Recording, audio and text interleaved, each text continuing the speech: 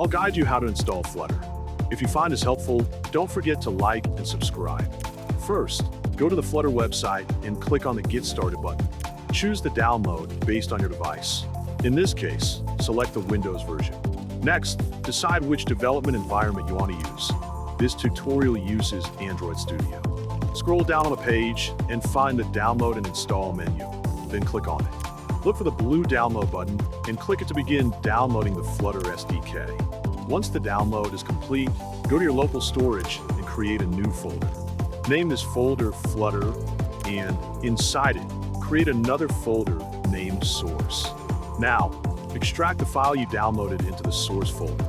After extracting, open the folder and locate the bin folder inside it. Copy the full path to this bin folder. Then, open your Windows search bar and type Edit the System Environment Variables. Then click on the result. Under System Variables, find and select Path. Then click the Edit button. Paste the copied path there and click OK. Finally, open Command Prompt and type Flutter Doctor. If the command runs successfully, then Flutter is installed.